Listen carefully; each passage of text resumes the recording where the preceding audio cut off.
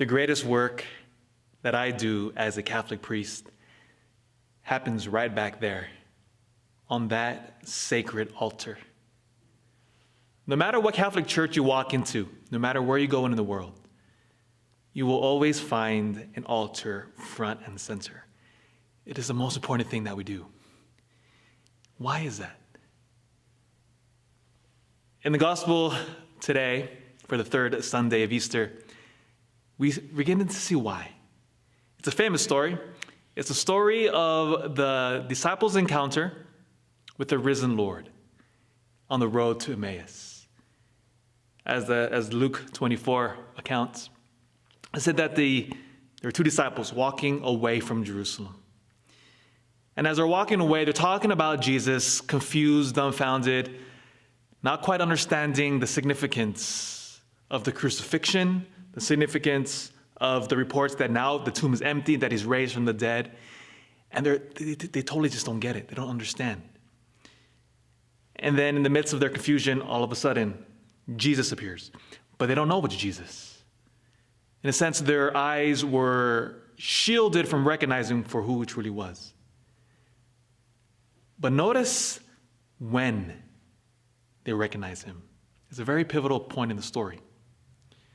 So our Lord, in the story, they're having a meal with him, and Jesus is explaining to them the meaning of the sacred scriptures.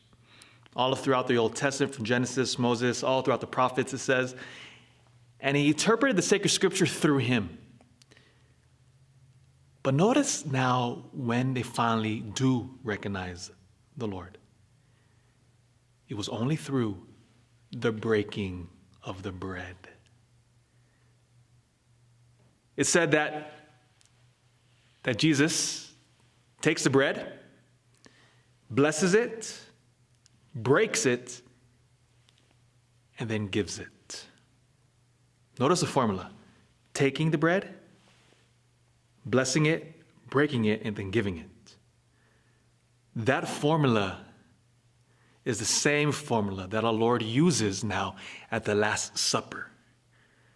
And that pivotal moment the night before he died, it said that Jesus was now surrounded by the 12 disciples, takes the bread, blesses it, breaks it, and gives it to his disciples.